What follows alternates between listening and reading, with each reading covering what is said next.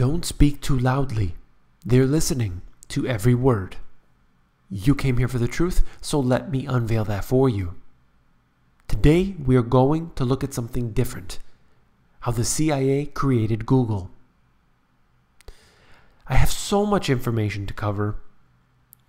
I'm just going to touch on these points, and you'll be able to take that information if you decide to and look into it deeper. But with this information I'll give you today, you will have a full understanding of how this all came to be. So let's begin. In 2004, Google bought this company called Keyhole. And this software that they have is what we now know today as Google Earth. I'm sure you've used it yourself. Now, Keyhole was part owned by the CIA and the NGA. Happens to be the sister agency to the NSA, and everybody knows what they're all up to. Keyhole also had one major client base. Lo and behold, the US military and intelligence agencies. Okay, so that's important to note, and then I want to cover this. In-Q-Tel, a venture capital fund run by the CIA, on behalf of the military and intelligence community, made a strategic investment in Keyhole a month before the US launched Operation Iraqi Freedom. There's a lot I've just gone over in the short period of time. There's more to that. Let's get into this right away. This is a press release. In-Q-Tel announces strategic investment in Keyhole. Back in 2003, In-Q-Tel, a private non-profit venture fund funded by the CIA, today announces strategic investment in Keyhole, a pioneer of interactive 3D Earth visualization. So it goes on to talk about what it's all about, but this is the official press release for that. Okay? Moving on. Former CIA officer Robert Steele said that the CIA's Office of Research and Development had at one point provided funding for Google. According to its literature, ORD had a charter to push beyond the state-of-the-art, developing and applying technologies and equipment more advanced than anything commercially available, including communications, sensors, semiconductors, high-speed computing, artificial intelligence, image recognition, and database management. That's what Google is. Okay? There's more about that, the connections there. All right, let's just move on very quickly. You may have heard of this information before. Now, the investment arms of the CIA and Google are both backing a company that monitors the web in real time, says it uses the information to predict the future. So the CIA and Google once again working together. They are, as far as I'm concerned, one in the same. Just with this couple minutes here of information, I believe that I've given you enough to understand how close the ties are between the CIA and Google. But I want to take it deeper. And in doing so, I need you to keep an open mind. I need you to take the information for what it is, and maybe you can just ignore it later on if you decide to. But hang in there, okay? We're going to get into some interesting things. You may remember this. Geraldo Rivera went into Afghanistan, and he interviewed these military, US military here, and I put the closed captioning on purpose. Geraldo says to this gentleman here, it must really grind your gears that you are out here protecting the opium poppy fields. That you are here allowing this to continue, and, you know, this is your current job. And what he said, first of all, we provide them security, we're providing them resources. That is a documented fact by the US military personnel at that time. This is a fact. This is not something I created, okay? Let's confirm that, okay? He basically says, this is none of my business. We're just here to protect them because it's in everyone's best interest. So that's what we're going to do. All right? That's one thing. Hang in there for the reason I mentioned that. Now, back in 1979, there was a little battle in between the Soviets and Afghanistan. And right here, I'm going to show you a bunch of information. It's a bit scattered, so stay with me. We're talking about this particular individual, but this right here, the Mujahideen, their training and weaponry were mainly supplied by the CIA. That is a fact. There's linkage here to everyone's favorite, Osama. All right. The also mentioned in here, Afghan camps the CIA helped set up. We know this to be a fact. There is much more in here. Let me just quickly mention this, okay? 1979, there's this battle. The CIA funds this rebel group, just as they are doing today. And they're, whatever you want to call it, rebel fighters, whatever. That's basically the Mujahideen, okay? Rebel fighters. And they start funding them. One of those individuals is Osama. Get him in there, starts to run the show, and they basically were able to get the Soviets out of there. Success, right? Well, not exactly. Because they were trained, they were given funding, weapons, everything they needed. And then this battle's over, and all of a sudden, well, you trained all these rebel fighters, they're armed to the teeth. Suddenly, things start to happen. All right, more info here.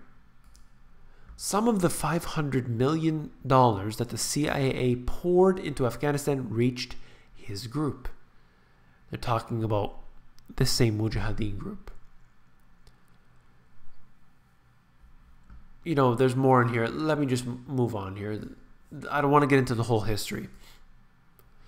You even have Hillary Clinton talking about this very fact, admitting it, going through all of the details. But I put the closed captioning on, and just to show you this one point. The U.S. is responsible for what we are facing today, she says. And we created a force of Mujahideen, equipped them with Stinger missiles, and it goes on and on.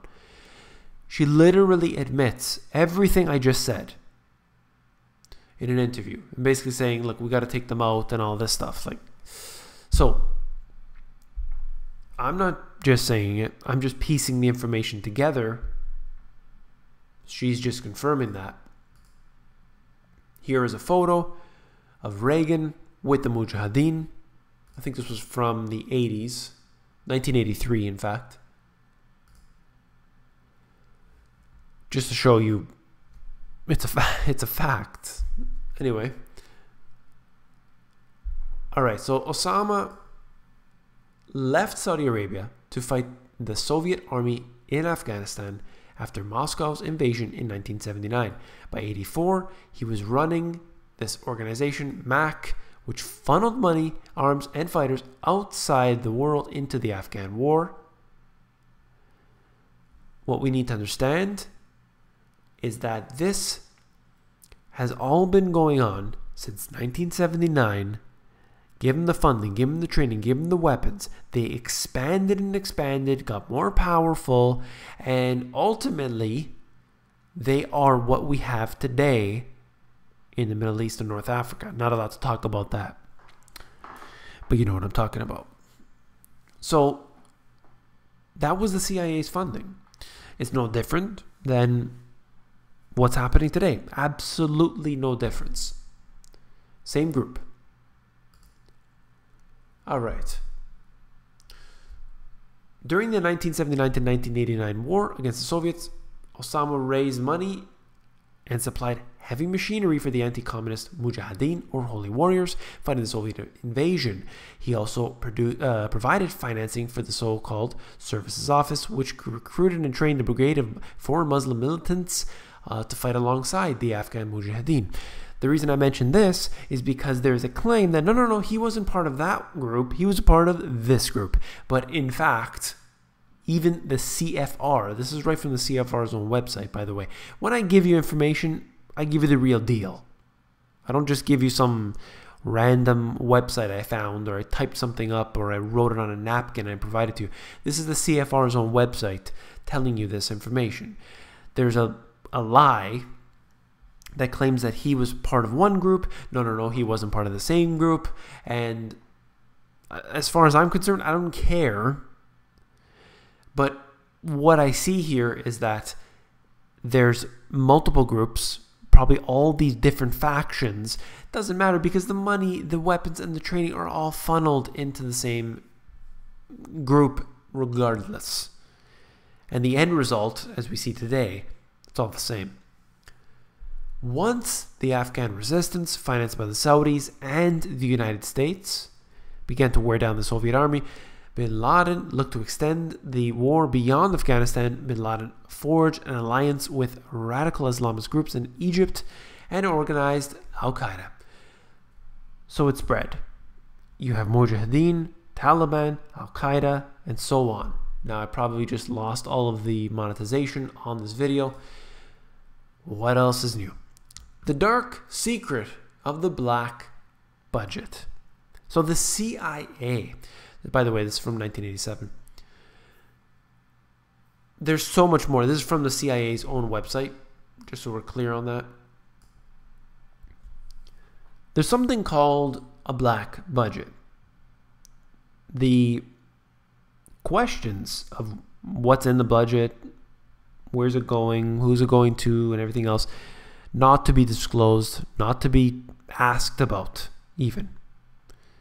It basically talks about that in here. I mean, at the time, back in 87, we're looking at about 35 billion. And that's what was known. So I'm sure it's much, much worse. But anyway, these black budgets. So let me piece this. You know what? Let me go on one further and then I'll piece it all together for you. This right here, Zbigniew Brzezinski, who was instrumental back in 1979 for setting up, with the CIA, setting up the Mujahideen. He's there saying, your cause is right. He said, you're doing God's good work. Does that sound familiar? Right. Certainly does. Let me piece this all together for a moment here. The CIA funds these rebel groups. Now today, they are in complete control of the drugs coming out of Afghanistan. They use that, funnel it back into our streets.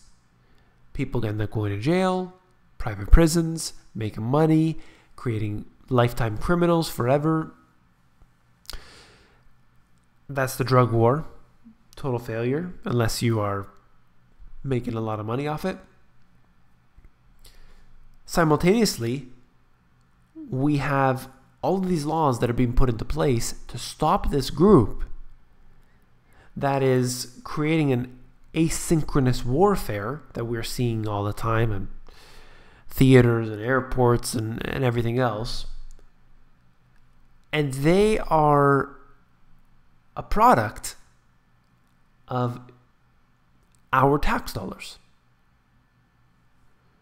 going into a black budget. Nobody knows what's happening. Nobody knows the details of all of this. It's shrouded in mystery, but we have pieces. We do have some pieces. I brought them to you today. I wanted to keep it as quick as possible. I wanted to keep it as light as possible. Understand the facts. There's a lot of, questions. There's a lot of gray area, but we have a lot of facts. And just with what I've given you today, I hope that is enough to scratch the surface, at least to bring this information out there, to realize that we pay taxes, we're giving them to this government. The government then uses that against us. I mean, think about this. They created Google specifically to spy on us. Google is a creation of the government, doing so purposely to track, categorize, database every single piece of information that you have.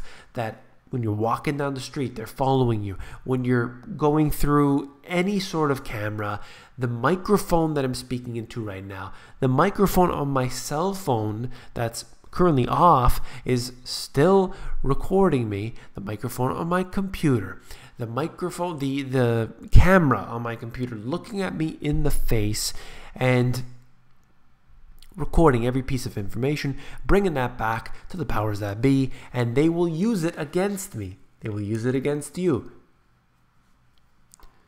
And that's just the facts. Whatever you want to believe about it, whatever you want to look into, that's up to you. I just bring you the facts. That's all. So that's all for this video. If you found it informative, please give me a thumbs up. I don't cover this type of information all the time, but I do believe that occasionally it's important to get into some other topics. I'm sure I will get a very large percentage of thumbs down. I will get a lot of negative comments, but that's okay. You can't be friends with everyone. You can't agree with everybody. Nobody can agree with everybody, that's for sure. This was just something that I wanted to do because we need to get into this detail. This was a request by somebody. I thought it was very important to bring out this type of information. So, look, don't try and resist the deeper pieces of information. I don't get into them all the time on this channel, but you should be looking into that on your own as well. I know that this video is not going to be monetized by Google. That's okay. Once in a while, you have to, push the envelope. So that's all. If you found the video informative, once again, please give me a thumbs up. Last but not least, if you found the video informative, I know you will find my books, The Money GPS, and my newer release, Global Economic Collapse, even more informative. You can check these out at Amazon. Links are in the description below. Take care.